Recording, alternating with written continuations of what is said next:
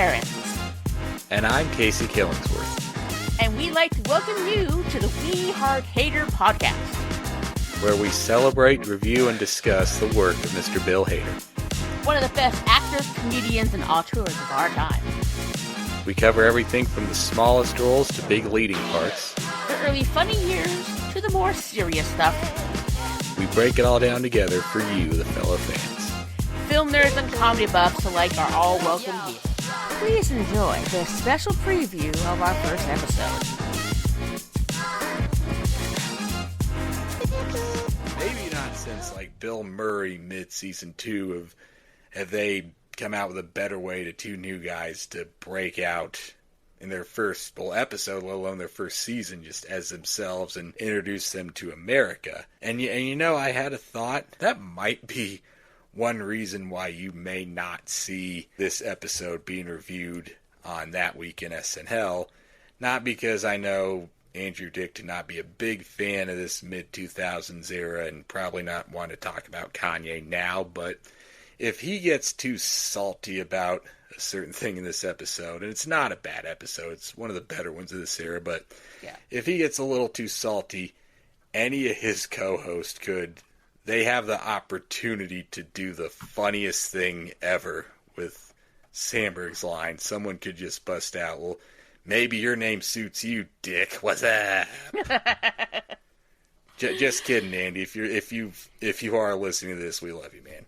Yes. Not every opinion of SNL has to be a positive one, because SNL is an amalgamation of all sorts of different comic sensibilities, so not every sketch is going to hit the same for every single person. What was your take on the friendly new guy impression off? It took me actually a while to track this down online, because I'd heard about it and seen stills. And another neat thing, a couple neat things about their pairing there is they actors, the first time they met in the elevator, where Andy Samberg has a whole bunch of props with him, and of course, Bill is thinking, oh, damn, I should have brought props.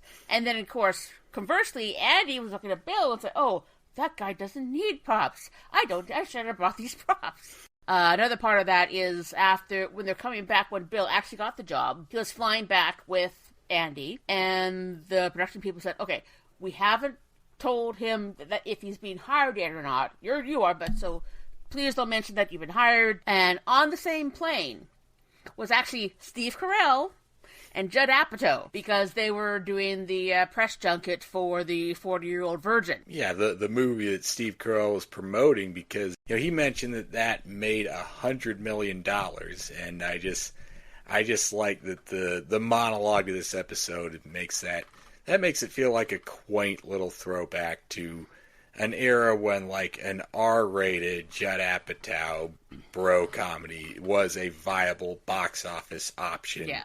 And, nowadays, well, partly because of what COVID did to theaters, but partially because of the oversaturation of just Marvel superhero franchise sequel stuff and just what streaming did to just entertainment in general, it's harder for just any type of comedy to break even or break out in theaters. But just the fact that he did eventually become sort of the Judd Apatow, it's just kind of a nice little, what's the word I'm looking for?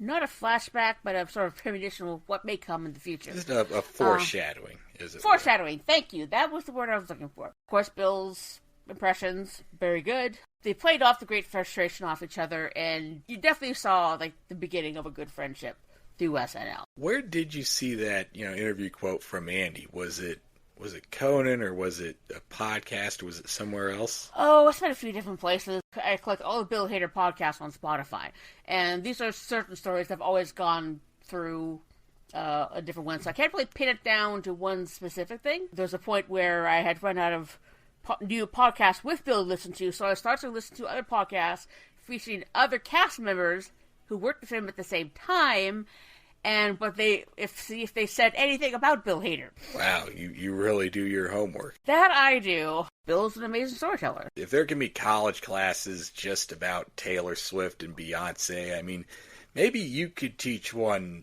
about just a class about Bill Hader, and I can be your TA there. Hey, not a bad idea. If you're a fan and not a hater, join us every 2 weeks right here on We Heart Hader. give us a listen, won't you?